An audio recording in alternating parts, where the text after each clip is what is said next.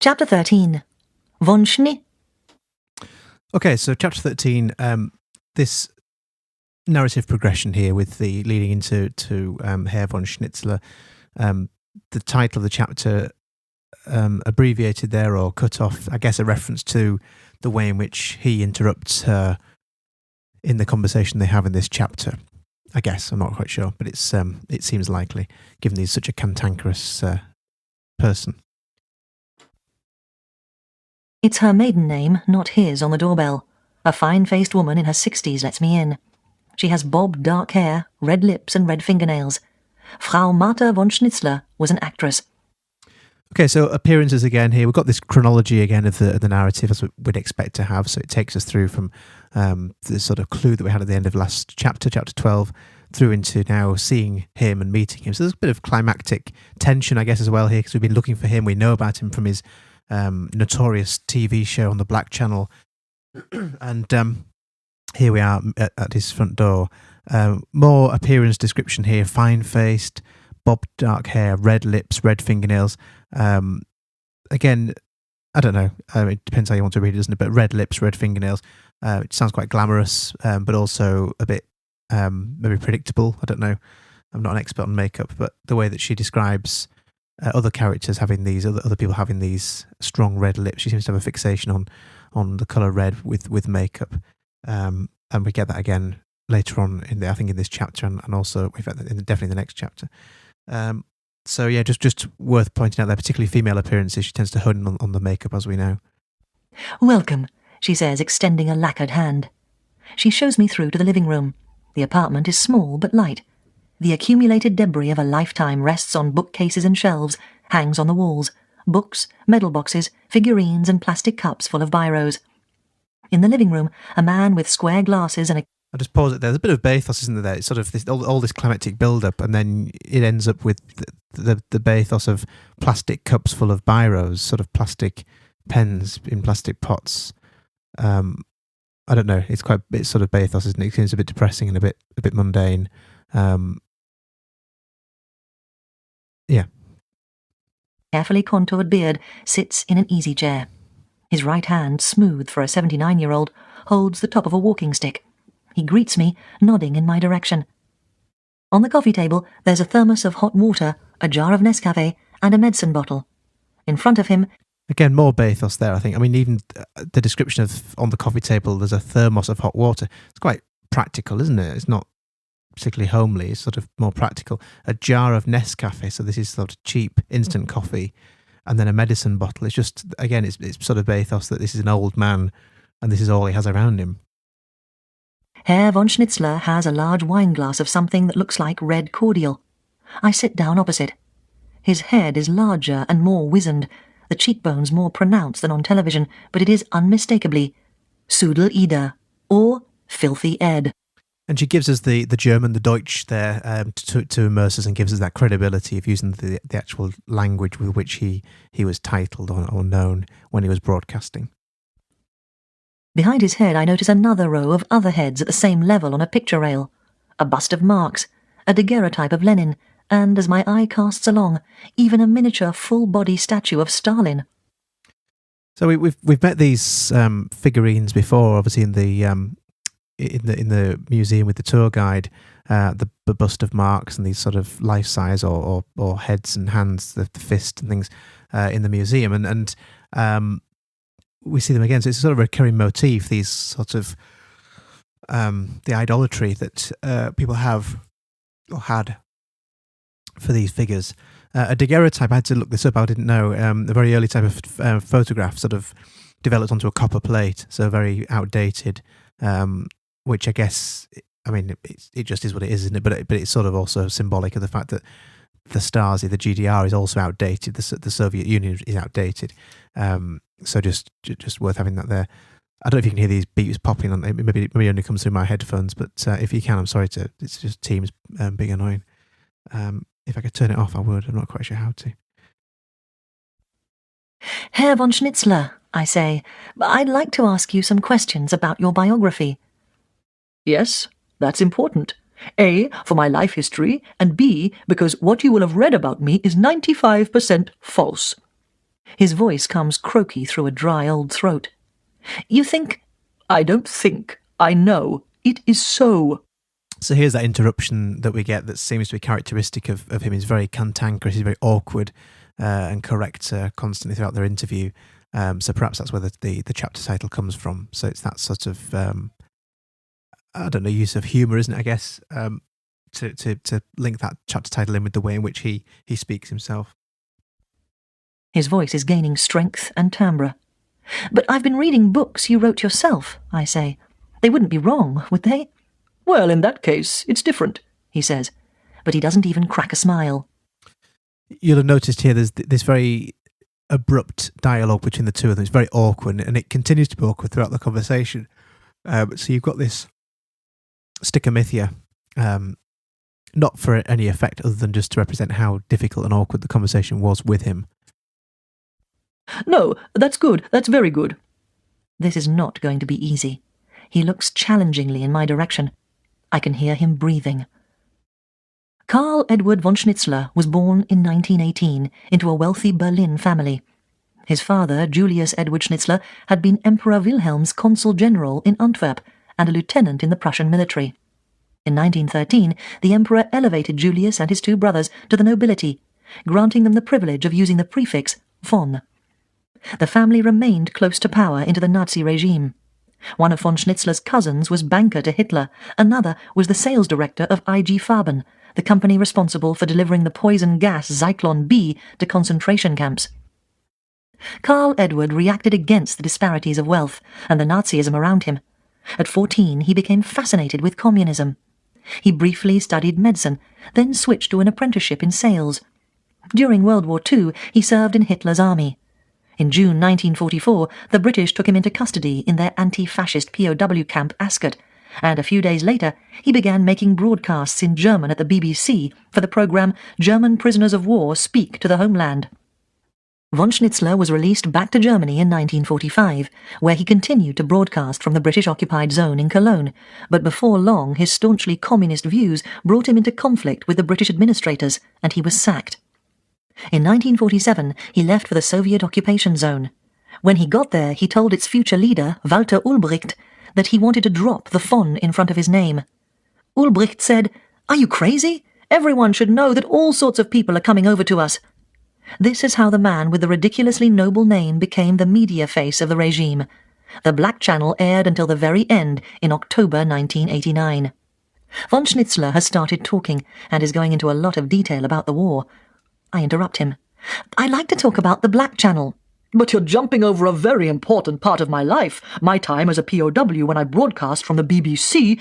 "I'm happy to talk about that, but it depends how much time you have." "I have time," he counters. "How much time do you have?" "I have the whole day," I say, "but presumably we don't want to talk the whole day. I'd like to talk for a couple of hours." Frau von Schnitzler has installed herself away from our sightline, but well within earshot. The apartment is smaller than I thought. It is a far cry from the mansion Karl Edward was born in. I think Frau von Schnitzler is sewing. She murmurs something about time that I don't quite catch. "9?" he says, sort of to her.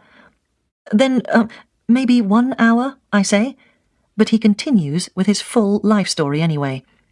Von Schnitzler spent his career excerpting and critiquing Western television, and he will not have his life excerpted by me. He has slipped into a practiced authoritarian speech rhythm with occasional startling emphases, any one of which could turn into a rebuke to the listener whose attention waned. I put out my hand, palm up, and cut him off again. "If we only have an hour, I'd really like to talk about the Black Channel." He's angry now. "But it is more important to talk about history." The walking stick slips out of his grasp and falls against the chair. He picks it up again. "You can read about the Black Channel." He shakes the stick from side to side. "The Black Channel was part of the Cold War. I was one of the leading figures of the GDR during the Cold War." He runs out of puff, or loses the connection. "Yes," I say, "and it's the GDR I'm most interested in." "Aha, aha," he says, suddenly calm. I recognise this pattern of unpredictable shouting followed by bouts of quiet reason from other bullies I've known. "Okay," he says, perfectly politely. "What is it you want to know about the channel?" How did you start it? Was it your idea, or were you given the task? It was my idea, he says. I once saw the Western politicians on the television news spouting filthy lies about the GDR, and before the program was even over, I had prepared a script for a broadcast. I socked it right back to them. Then the question was, how often? I insisted on once a week. Today, he leans towards me, furious. Today I could make one every single day. This is a tantrum engineered to frighten me. That's how disgusting this shitbox television is. He points with his stick at the set in the room. All right then, I think. We'll go in his direction. What angers you most about the television today?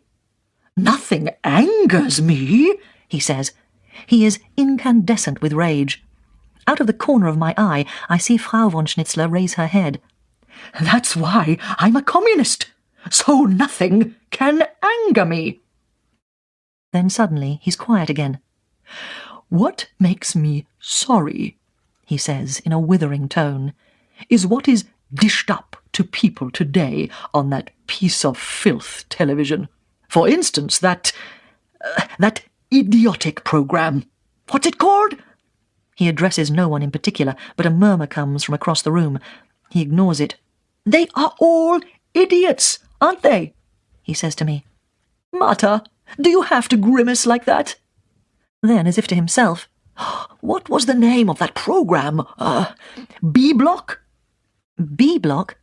That one where they locked up 10 people. Ah, yes, his wife says loudly. Now I know what you're talking about. Big Brother. Yes, he says. Big Brother. Big Brother was a wildly popular reality TV program screened here recently, where people were locked in a house together and filmed day and night by security cameras. Named for the head of the surveillance regime in Orwell's novel 1984, the program offered a cash prize for the person who could survive the longest, living with others under such closed and scrutinized circumstances. So a real irony, isn't there, in the fact that he reacts to this? I mean, Big Brother itself, of course, has that connotations of the sort of surveillance state, and so it's hugely ironic, of course, that he finds this distasteful, given that the GDR was itself a surveillance state. But as she says herself, whether he took offence against just the stupidity of the program, which took, generally pretty attention-seeking people, and put them in front of people to watch on television, or whether it was the Orwellian overtones, it's hard to say, isn't it? But it's certainly there for irony. But again, this chapter, there's not masses we can say about it, and that's why I've sort of left it running for a while, because a lot of it is just dialogue, and it's not really, we can't comment on Anna Funder's style necessarily, because so much of it is reported speech or direct speech even from von Schnitzler. Orwell was banned in the GDR. I wonder if von Schnitzler has taken particular offence to the programme for its Orwellian overtones, or just its general stupidity. He is looking at me. I think that big television tyrant of yours was involved in that. She's Australian, Frau von Schnitzler corrects him, not American. I know what I'm saying, he says. Murdoch, I say. Yes, he was Australian, but now he's American. Oh, who cares? Von Schnitzler counters airily. He's a global imperialist. I open my notebook. I want to quote him back to himself. I am apprehensive. Can I read you something? I ask. In November 1965, 2 Easterners tried to get over the border, and one of them was shot to death. And at Christmas time that year, you made a program. Escapes were always tried on at Christmas time, he says. He uses the word inszeniert, which means staged, as though escapes were orchestrated deliberately to make the regime look bad. He is so offhand about it, I feel my apprehension being replaced with something more businesslike. I want to read you this text from your programme and ask you whether you still agree with it. I read from my transcription. The politics of freeing those in the Eastern Bloc is code for liquidating the GDR, and that means civil war, world war, nuclear war. That means ripping apart families, atomic Armageddon. That is inhumanity. Against that we have founded a state. Against that we have erected a border with strict control measures to stop what went on during the 13 years that it was left open and abused. That is humane. That is a service to humanity. When I finish, he's staring at me, chin up. And your question, young lady? My question is whether today you are of the same view about the wall as something humane, and the killings at the border an act of peace. He raises his free arm, inhales and screams, More than ever!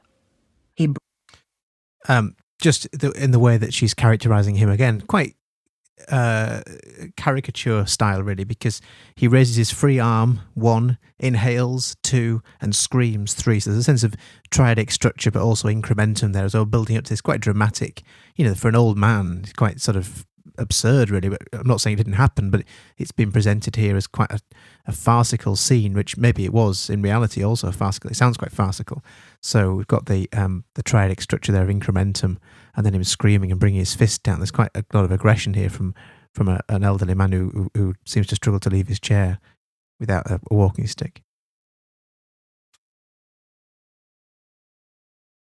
brings his fist down. I'm startled for an instant. Then I'm concerned that Frau von Schnitzler will stop the interview. You considered it necessary? I asked quickly. I did not consider it necessary. It was absolutely necessary. It was an historical necessity. It was the most useful construction in all of German history, in European history.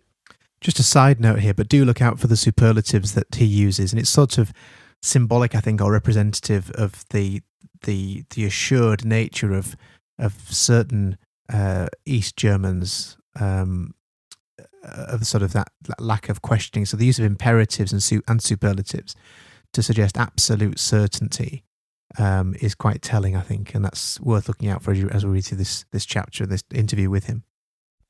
Why? Because it prevented imperialism from contaminating the East. It walled it in. The only people walled in were his own. It is as if he has followed my thinking. Moreover, people in the GDR were not walled in. They could go to Hungary, they could go to Poland. They just couldn't go to NATO countries, because naturally you don't travel around in enemy territory. It's as simple as that. This is so mad that I can't think of a question immediately, but in the next breath he contradicts himself. It seems to be his modus operandi to have a bet each way.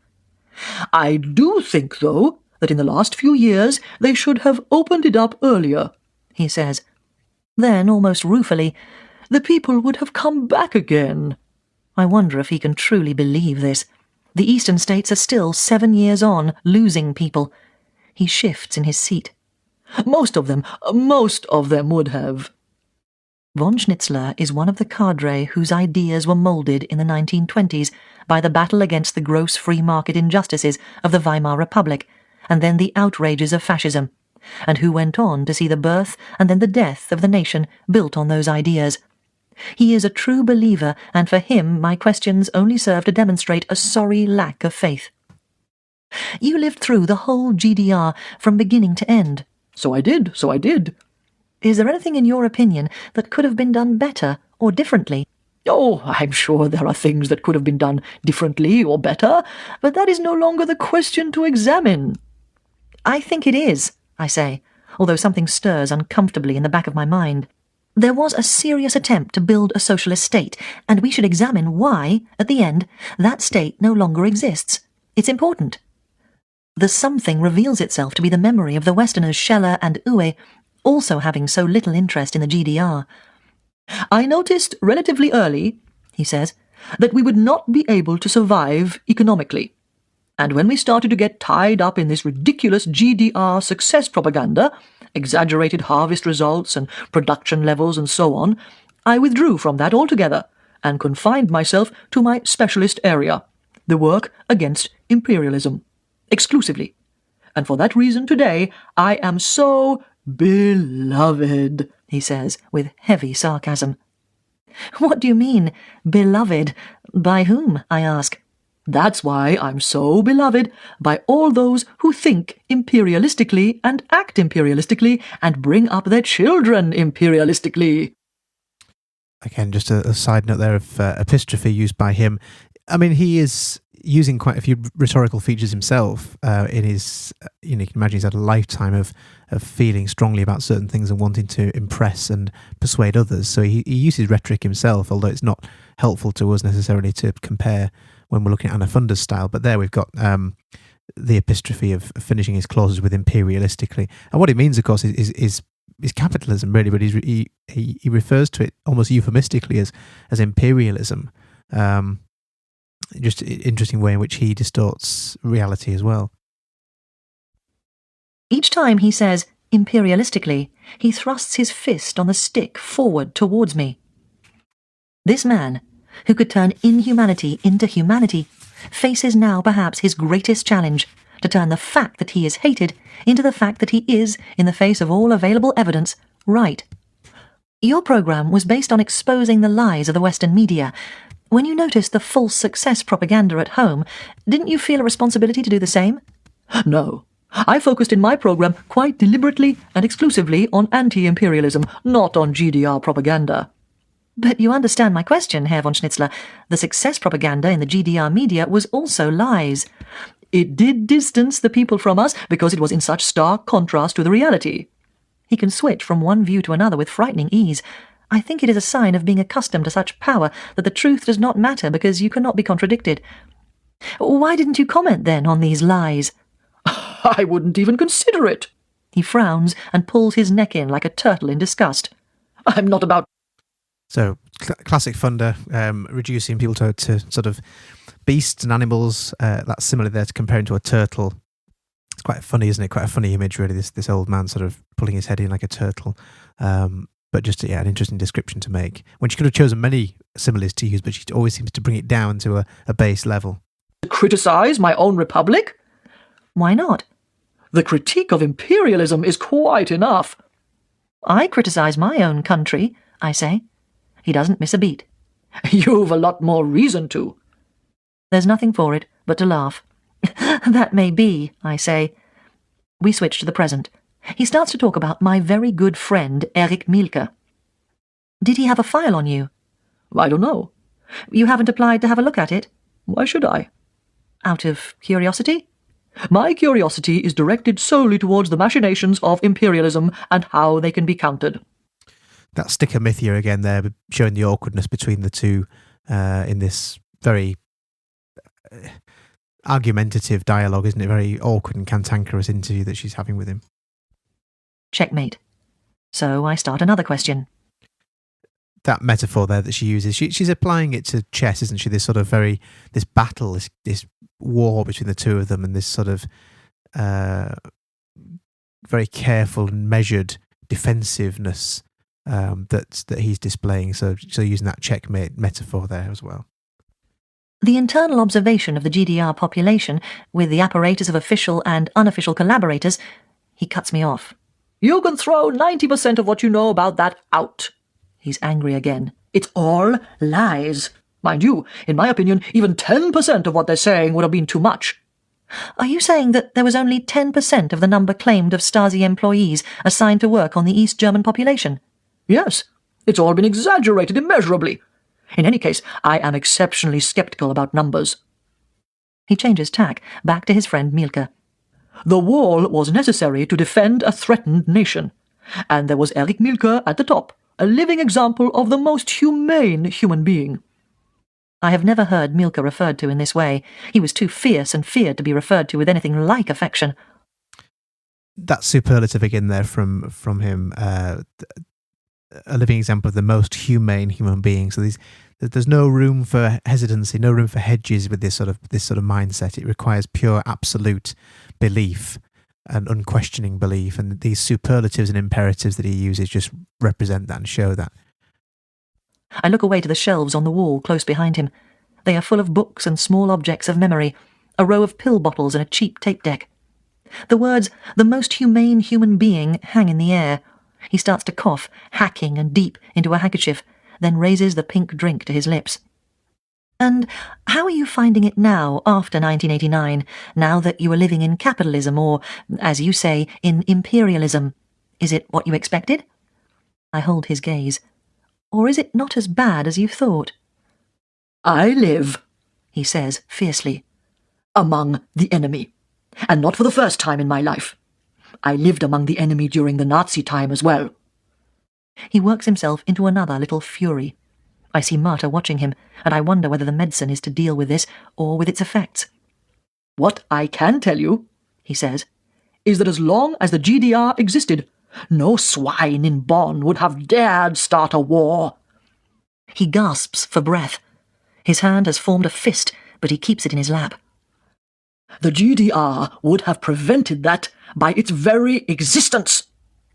He means that so long as the Iron Curtain was up, the NATO countries would not have bombed the former Yugoslavia for fear the Russians would have retaliated on behalf of the Serbs. He's puffing and cross and, I think, finally stuck. We've got a bit of bathos and ridicule here, haven't we? He's puffing and cross. It's sort of caricature, isn't it? I mean, obviously he's out of breath, but she could have said he's out of breath, but she's saying he's puffing, which, I don't know, it's sort of onomatopoeic and it's funny. Is it funny? I don't know, I find it quite funny, but maybe that's just my sick sense of humour. He's puffing and cross, and I think finally stuck. You've got that triadic structure, and it's sort of bathos, isn't it? And pathos, actually, in some respects, because you've got, it's feeling sad and a bit sort of, I don't know, really weak, isn't he? And it's a bit pathetic. In spite of all his anger and fury and cantankerousness, he's sort of finished and he's out of breath and he's a bit pointless, really.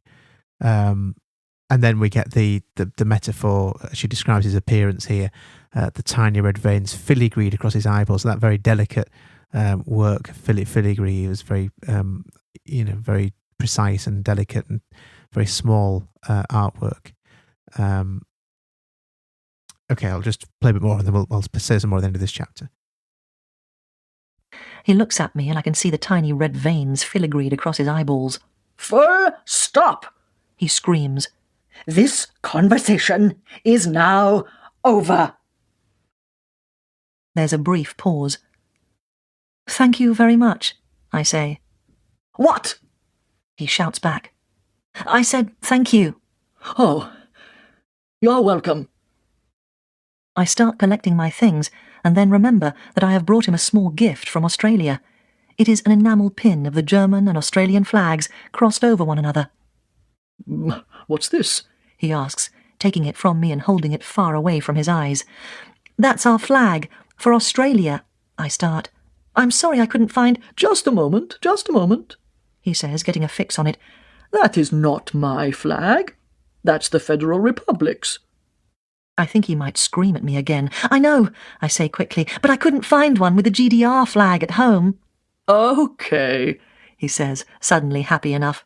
I think I have room for that over there. And he gestures behind him to Marx and Lenin and even Stalin.